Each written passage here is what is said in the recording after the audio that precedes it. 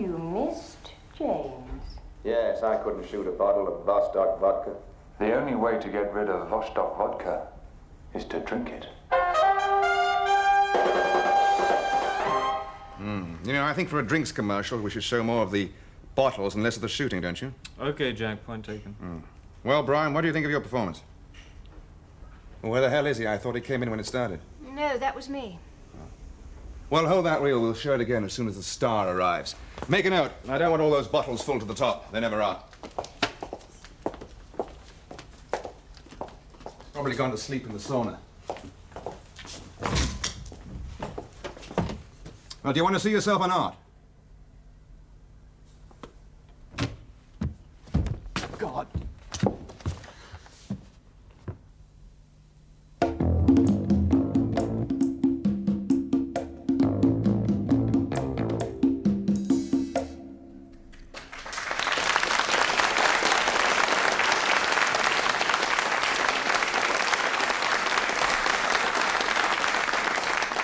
Good evening to you all once again. Now, I think and hope that most of you know how the game is played by now, but for those of you perhaps who've just joined us for the first time, let me give you a brief explanation. You have just visited the scene of the crime, and very shortly you will see everything that leads up to the particular crime.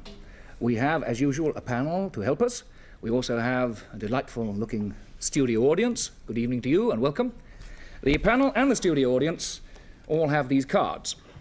And after all the relevant details have been shown to them, they will fill in whodunit and as many clues as they possibly can. Now, I must repeat again this week that the whole piece is strewn with real clues and, remember this, false clues. So don't believe anything you see or hear, right? Now, let me introduce this week's panel to you. A gentleman who is no stranger to post-mortems, only usually they're probably over jokes rather than bodies, Alfred Marks.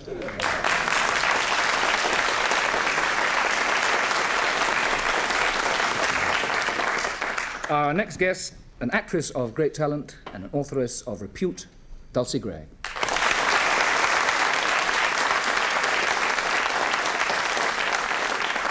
Now, Dulcie's latest book is called Understudy to Murder, so quite obviously we're not going to allow her to confer with our next guest, her ideal husband, and known to you all for many years also as Boyd QC, Michael Dennison.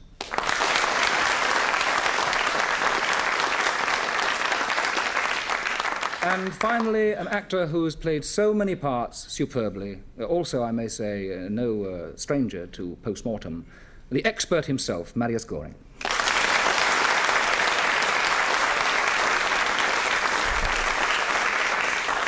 So now, ladies and gentlemen, for your edification, back to the scene of the crime. Yes, Sergeant.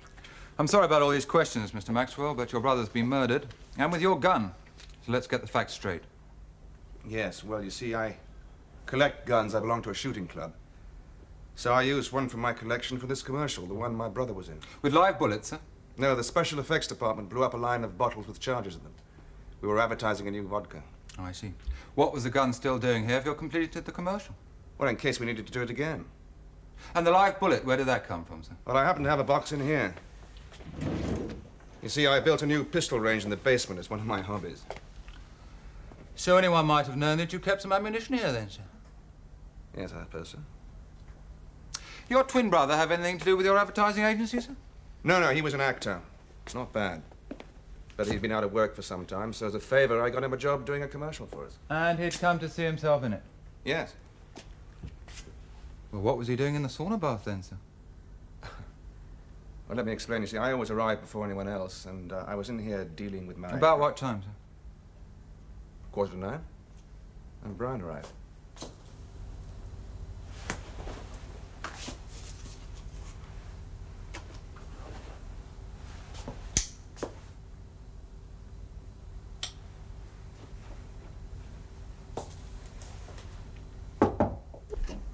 Come in. Okay, Jill, just change that line of copy. That'll be fine, thanks. If that's what you think.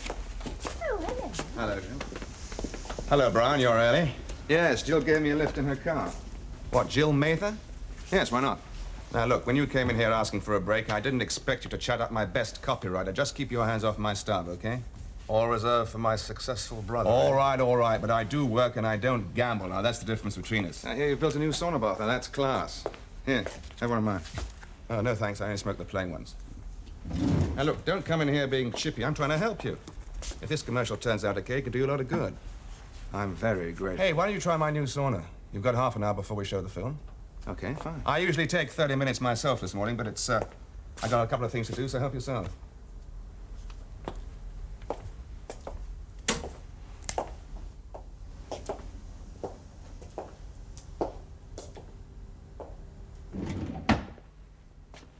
So I went to the media room to check some things with the operator.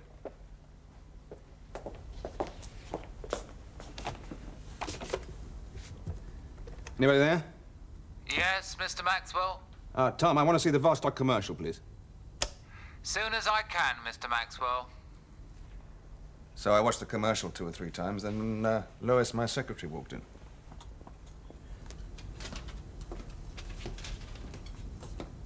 Oh, hello, Jack. You look surprised. Well, you always take a sauna at this time. Well, let's hear the boss is full of surprises. Then Dane, my accounts executive, walked in, and we watched the playback. You didn't wait for your brother to join you, then? No, but I thought he came in just as the lights turned on. But it was Jill Mather, my copywriter. She wrote the Vostok vodka commercial. Is she the girl that gave Brian a lift in here this morning? Yes. I'd like to have a word with her, sir. Yes, of course. She'll be in her office. We'll get her. Well, why don't you use the intercom, sir? Yes, of course. Yes, Mr. Maxwell? Oh, I'm sorry, Lois. Ask Miss Mather to come in, would you please? Very well, Mr. Maxwell. Right, sir, if you'd like to wait outside.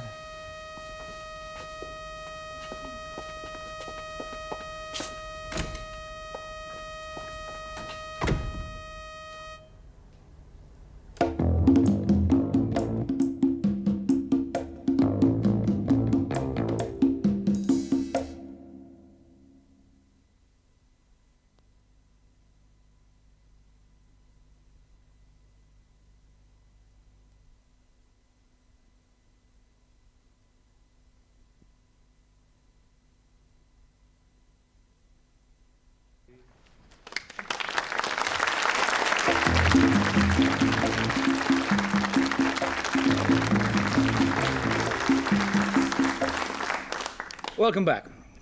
Well, we have the rest of the story to come, but for those of you who have just arrived, put your feet up. Here's the plot so far. Brian Maxwell, an actor, has been found shot in the sauna bath at Maxwell Advertising, which is owned by his more successful twin brother, Jack Maxwell. Jack has revealed to Sergeant Pearson that the gun that was used was kept in his desk, together with the bullets. Now, why was Lois Dane, his secretary, so surprised to see Jack in the media room? Was it because Jack would normally be in the sauna bath at that time? And Jill Mather, a copywriter at the agency, was apparently more than friendly with the dead brother, Brian. The question is, why would anyone want to kill Brian Maxwell, a not-too-successful actor? Anyway, back to Sergeant Pearson. Ugh. Somehow coffee from a vending machine never tastes the same, does it? Right, Miss Mather. Now, you and the deceased were, how shall I put it, close? Yes, we were. I'm sorry these questions might be a bit painful for you, but did he get on well with his brother? Nobody gets on with Jack Maxwell, and Brian least of all. But Mr. Maxwell gave the deceased a job. It's about the only favour he ever did him. Did you see Brian earlier this morning? Yes, I drove him in. We got here about 20 to 9. Let me show you your brother's new toy. He's just built himself a sauna bath. Hey, how the rich live, huh?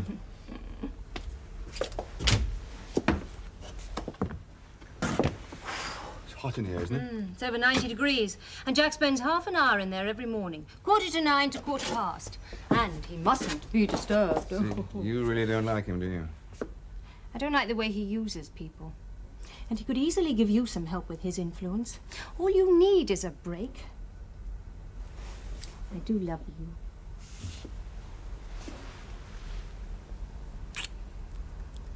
I'd do anything to help you. Now, don't you worry, it'll all work out. I've got to go and see your brother for a minute, so why don't you wait in there? We'll all be in to see the commercial at 9:15.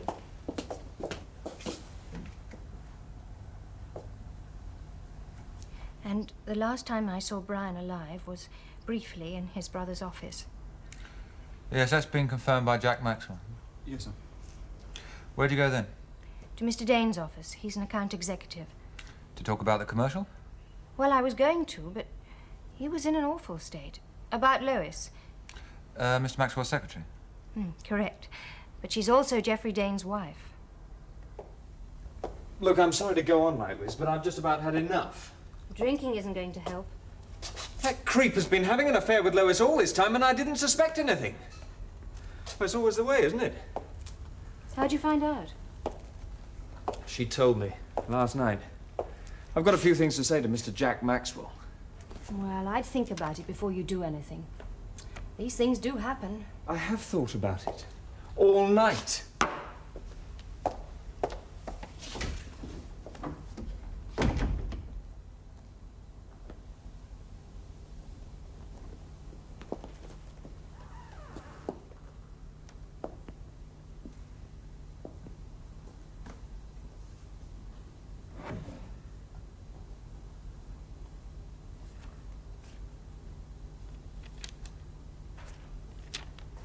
I waited a few minutes in Mr. Dane's office, going through the papers I wanted to discuss with him.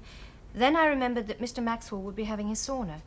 So I came here to try and find Mr. Dane and calm him down. And did you? He wasn't here. And then I realized it was 9:15, and they must all be in the media room, and I got there just after the commercial started. Did you call in at the sauna bath on the way? No, Jack Maxwell was in there. How'd you know? A light goes on when there's somebody in there. Therefore you were surprised when you saw him in the media room. I didn't really think about it. I was more concerned by the fact that Brian wasn't there. Because that's where you expected him to be. Yes. Right. Well, thank you very much indeed, Miss Mather. I wonder if you could ask Mr. Dane to come in now, would you please? Oh, one other thing. I wondered if you could arrange for Mr. Maxwell to show us that commercial. Yes, I'll tell him. Why do you want to see the commercial, Sergeant? I'd like to see what Brian looked like when he was alive. Do you follow me, Morrison? Yes, I think so. Somebody has murdered the wrong man by mistake. Oh, it's a possibility. And they could all have known that the gun was here. I understand you want a word with me, Sergeant. Oh, yes, Dane. Come in. Close the door, will you? This won't take a moment. I didn't do it, if that's what you're thinking. Yes, but you had a very strong motive, didn't you, Mr. Dane? We've just found out that your wife was having an affair with Jack Maxwell. Miss Mather tells me you came down here to have it out with him. Yes, but he wasn't here. And then I remembered he'd be in the sauna bath. So what did you do? Well, I went to look for my wife, and I found her and Jack Maxwell in the media room. Oh, there you are. Discussing how well I'm taking the bad news. What bad news? I've told him. Oh, you told him what? About us. What an idiot I've been. Ready when you are, Mr. Maxwell. Well, we'll discuss it later. We're waiting for Miss Mather and also my brother Brian. They came in together this morning. Oh, I haven't seen him. No, I let him use the sauna bath. I'll go and get him. No, we'll let him. He knows we're showing it at 9:15, so let's go. Okay, let's see it. How long after that did Miss Mather arrive? Just after it had started. Right, thank you very much, Mr. Dane. Could I have a word with your wife now, please?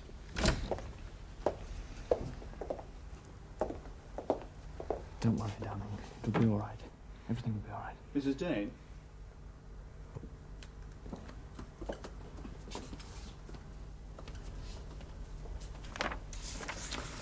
Ah, Mrs. Dane, come here. Sit down, will you, please?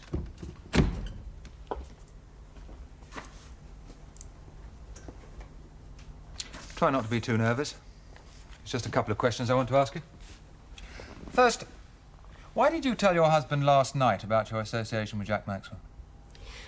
I had a terrible row with Jack yesterday. What about? Well, he made it quite clear that he had no intention of marrying me, even if I got a divorce. I was so upset that when I got home, I just burst into tears. And I told my husband all about it. And what's your feelings towards Jack Maxwell now? Nothing. I feel numb. One last question. Why were you so surprised when you saw Jack Maxwell in the media room? Who said I was surprised? He did. When I got to the office this morning, there was nobody there. The light was on in his sauna, and I thought he was in there. So naturally, I was surprised to find him in the media room. Right. Thank you very much, Mr. Dane. I think we'll go and see that commercial now, Morrison. In fact, I think we better all go and see it.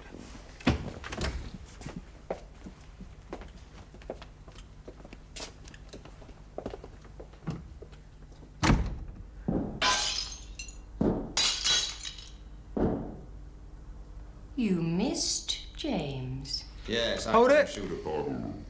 What's the matter? Could you take it back a few frames, please? I think you've made a mistake, sir. Yes, that's it. Yes, there, look.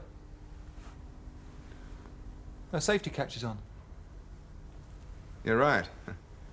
I'll have a few words to say to that director. Let's have the lights up. Mr. Maxwell, could I have a word? Yes, of course. You'd been killed, sir.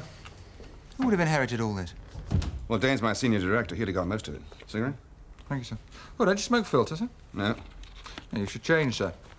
I understand they cause less damage to your health. Thanks for the commercial, Sergeant. It's quite obvious that someone was after me. Not Brian. Yes, sir. But who?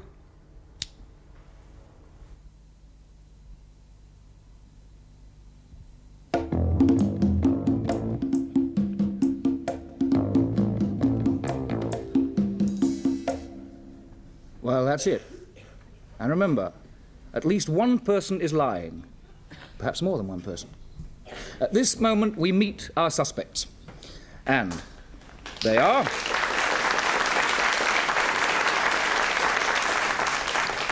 Detective Sergeant Pearson, and Detective Constable Morrison, Lois Dane, Geoffrey Dane, Jill Mather, and Jack Maxwell. Now, this is the moment when, ladies and gentlemen of the panel, you have a chance to question the suspects. First of all, I must tell you that you have a playback allowed to you of anything up to 20 seconds from any part in the play you've seen. I want to go down the line and ask, first of all, Alfred Marks, which particular piece would you like to see back again? The very first encounter between the actor, Brian Maxwell, is it? And Yes. Secretary Miss Mather, isn't it? First encounter between Brian Maxwell, the actor, and Miss Mather. Very well. Dulcie Gray. I'd like to see the bit when Brian Mather is outside the sauna bath. When he's outside, just before he goes in. That's right. When Brian Mather is outside the sauna bath. You will see that. Michael Dennison. I'd like to see the bit before the titles. In other words, the very, very, very beginning of when they were sitting in the viewing theatre. Oh, when they were sitting in the viewing theatre, right at the leading up to discovery of the body. Yep. Right, you are. And Marius Goring, what would you like to see? I would like to see the last time that Miss Mather was being interviewed by the inspector, just the end. The last interview, yes, Miss Mather, by the inspector. Detective Sergeant, rather, you will see that. Well, while they're getting those ready upstairs, let's start the questioning. Alfred Marks, would you like to kick off with a question? Yes, I'd like to talk to Mr. Jack Maxwell, please. Was there any... This is in two parts. Was there any antipathy between you and your twin brother? I wouldn't put it as strong as antipathy, but we didn't get on particularly. We had nothing in common very much. Didn't you like him very much? I didn't have any time for him. Was that the reason why you couldn't help him? One question in two parts, Mr. Marks. Well, yes, that was three parts. It's a Jewish two parts. It's a Jewish two parts. Yes. Dulcie, in a one part. I'd like to ask Jill Maxwell if she'd known Jack before she knew Brian. Oh, yes, I worked for Jack for quite a while before I met Brian. I see. Thank you. Michael. Sergeant Pearson. Detective Sergeant. Detective Sergeant Pearson, I beg your pardon. Was the gun tested for fingerprints? Well, we are waiting for the fingerprints to come back. It's at the sort of lab being tested. They haven't been sent. Right. Well, may I ask one... why not? Yes, a supplementary. Go on. A supplementary to Mr. Maxwell, then, in that case. How did the gun come to be in your desk drawer when the detective came to question you? Well, it was there because it was made it was made in the commercial. You see, it was the gun that was used in the commercial, and we may have had to do it again. So it was always on Forgive tap. me if I'm not satisfied with that reply. Doubtless you will come back to that point, Michael. Marius Scoring. I must say, Mr. Chairman, I find myself, as an expert pathologist, astonished by the nature of some of the evidence that has been shown us.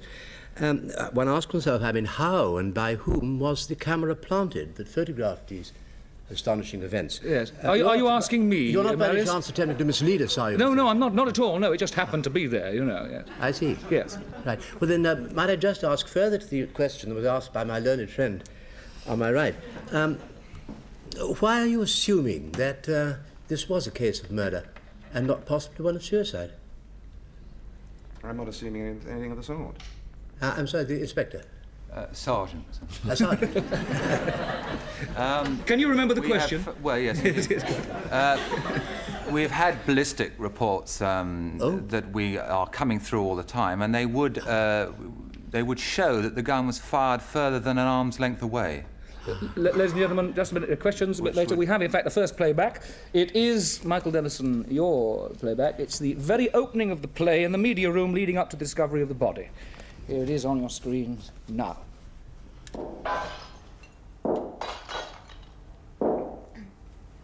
You missed James. Yes, I couldn't shoot a bottle of Vostok vodka. The only way to get rid of Vostok vodka is to drink it. You know, I think for a drinks commercial, we should show more of the bottles and less of the shooting, don't you? Okay, Jack. Well, there you are, Michael. Any questions arising out of that? I understood that Jill Mather, in her interview with the detective sergeant, said that she had just come in. From what we saw there, she was well established in the viewing theatre by the time that... Can you explain how long you had been there, in fact, before? Asking me. Well, there was actually some music in the beginning of the commercial and an opening shot, and I came in during that. Are you saying that that was, in fact, the end of the commercial that one saw on that clip? I'm sorry, could you Well, rephrase? was that the end of the commercial that we saw there when you stopped? When, well, the commercial wasn't very long. That was from about 3 seconds after it started. I see. Yes? Are you satisfied?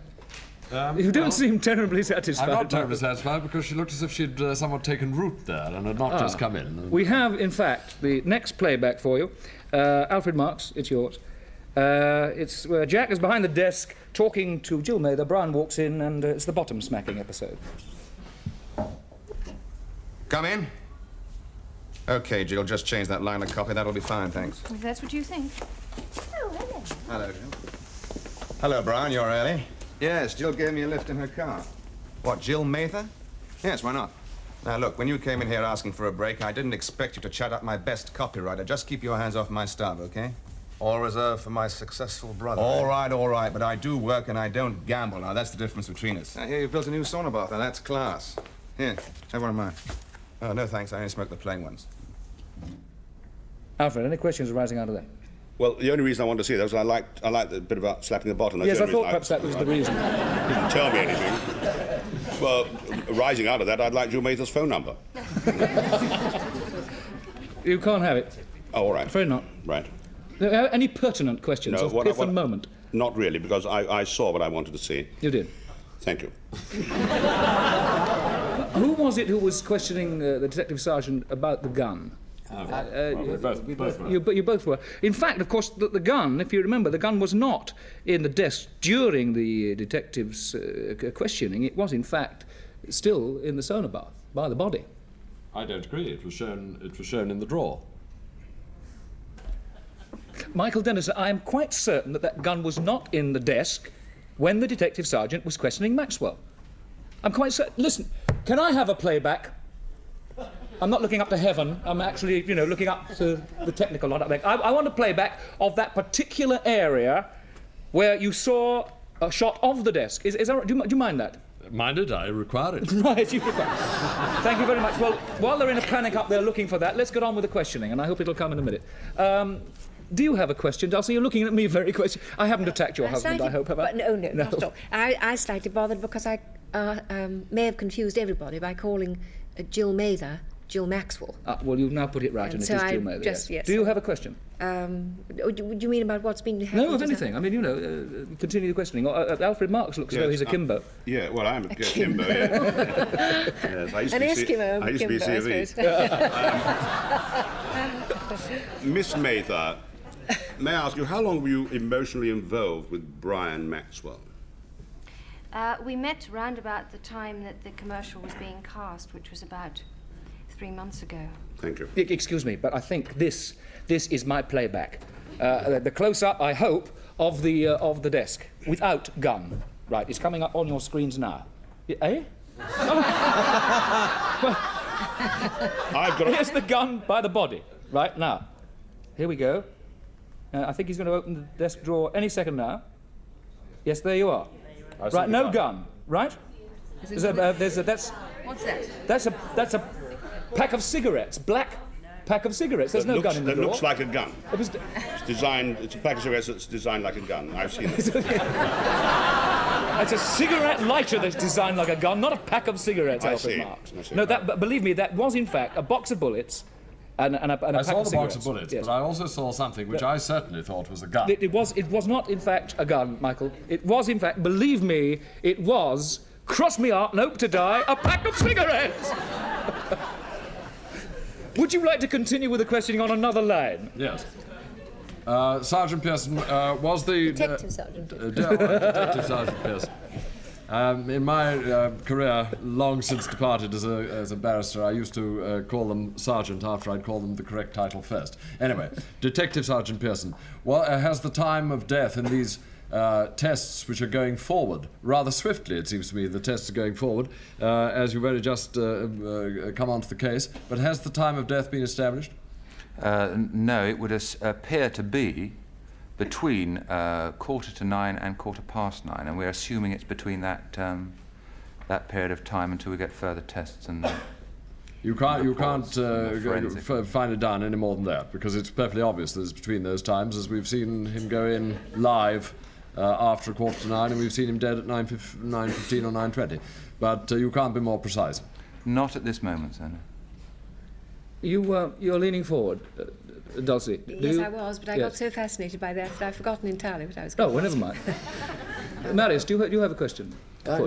You have no question. We have, in fact, another playback. It is... I've lost count. Oh, it's Dulcie's. It's yours, yeah. Brian and Jill kissing in the sauna bath. Oh, very well. I'd do anything to help you. Now, don't you worry. It'll all work out. I've got to go and see your brother for a minute, so why don't you wait in there? We'll all be in to see the commercial at 9:15.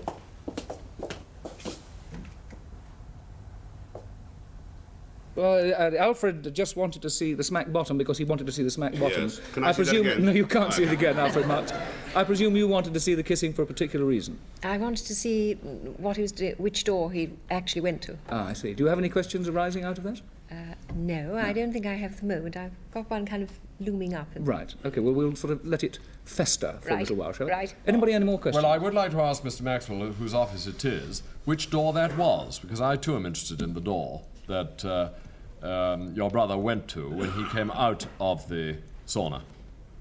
I hesitate to jump in here. I mean, I really do hesitate, Michael. But how would Mr. Maxwell know which door it was? He wasn't there. I will switch my question to Miss Mather, who saw Brian go to that door. What door was that? I left him at the door of the media room. I thought he'd wait in there till the commercial was shown. I see. That was the door of the media room. It was the door of the media room. Yes. I wanted to ask, did no one hear the shot? Did anyone hear the shot, was the question? No. There was a silence on the gun. That's the answer. Right. That looks suspiciously like a packet of cigarettes. Yes, it is. It is it's the newest kind of silencer, specially designed like a packet of cigarettes. Yes. Do you have a question on the strength of that? Don't bother, Alfred. We have, in fact, the Marius scoring your playback. The end of Miss Mather's interview with the detective sergeant, and they're talking, in fact, about the sauna bath. Here it is on your screen now. I shall start it. Did you call in at the sauna bath on the way? No, Jack Maxwell was in there. How'd you know? A light goes on when there's somebody in there. Therefore, you were surprised when you saw him in the media room. I didn't really think about it. I was more concerned by the fact that Brian wasn't there. Because that's where you expected him to be. Yes. Right. Well, thank you very much indeed, Miss Mather. I wonder if you could ask Mr. Dane to come in now, would you be? Or what? Well, Marius, anything arising out of that?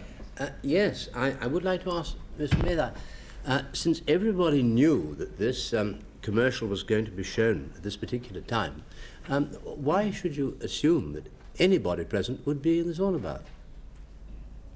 Well, Jack took his sauna every morning from 8:45 to 9:15, and I thought he was probably still in there as there was a light on. I assumed he was running a bit late. But I mean, I thought you thought he was going to see this commercial. Yes, well, he's the boss of the agency. He can see it, I mean, as many times as he likes whenever he likes. I thought he might still be in there. I mean, I thought he was still dressing or something, you know. May I ask really think you may ask a question, Michael, very briefly. We're very towards the end of your briefly, questioning. were you not therefore surprised, Miss Mather, not to see or to find the sauna unoccupied when you took Brian into it? It was actually about 20 to 9 when I took Brian When you in. arrived. Ladies and gentlemen, that, I'm afraid, is the end of your questioning. And that's all we have time for at this particular moment. I want the panel now, and ladies and gentlemen of the studio audience, to fill in their cards. The top here, WHODUNNIT, the various clues. We will be back very, very shortly, and we will, in fact, tell you WHODUNNIT. I hope you're working hard and your brains are ticking over, and that you guess it yourselves at home. So back very, very shortly. Bye for now.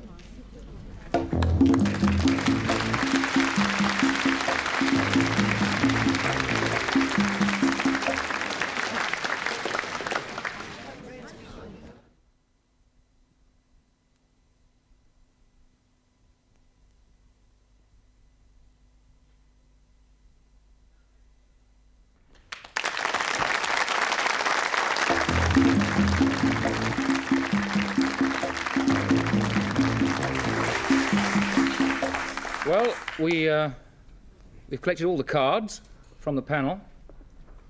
I would like to point out that it is not true. Alfred Marks has put down here, he was shot with a large packet of filter tips.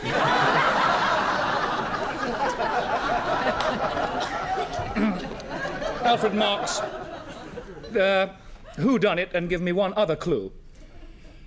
Actually, Brian is not the victim at all. The victim is Jack Maxwell. Brian Maxwell is the murderer, and his co-confederate in crime was Jill Mather. She loved him, and they rigged the whole thing up. They may have thought it might have looked like suicide, except, of course, that he was left-handed and the other one was right-handed, and the position of the gun couldn't possibly be, and I'm obviously terribly wrong, and you're going to make an idiot of me.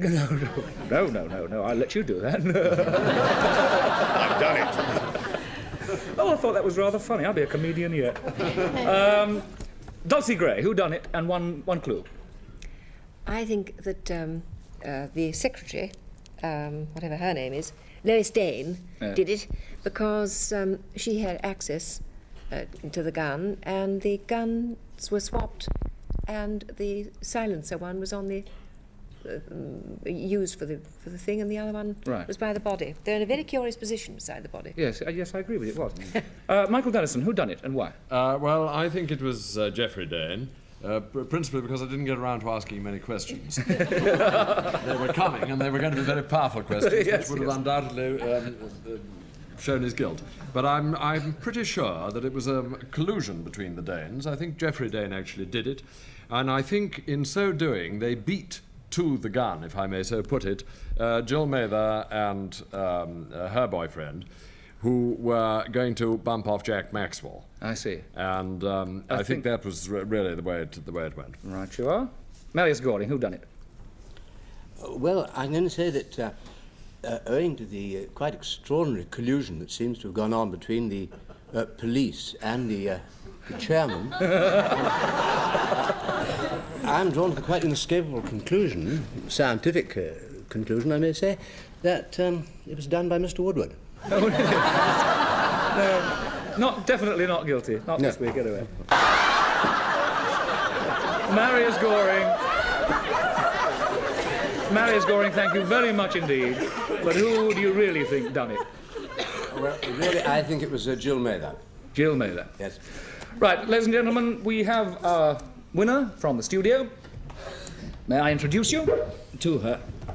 If I can get out of this, I must get something done with this next week.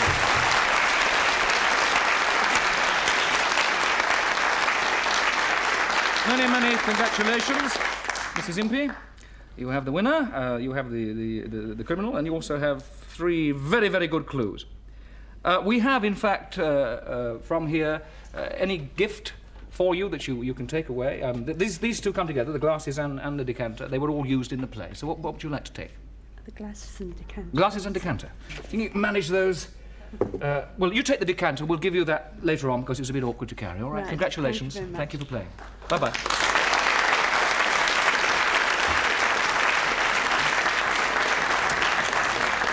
I wonder if the real murderer would please stand up.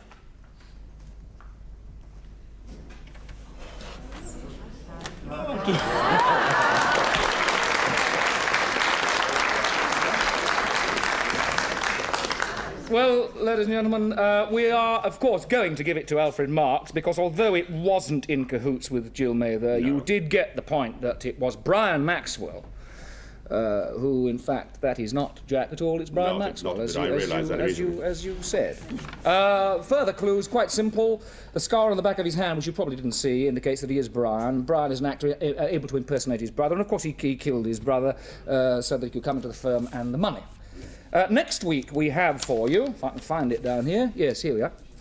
The same time, of course, different crime. It's New Year's Eve, 1899, and Sir Gerard Charon has been poisoned.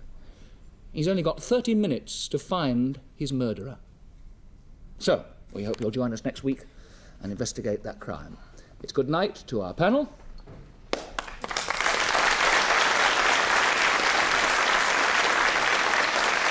Good night to our suspects.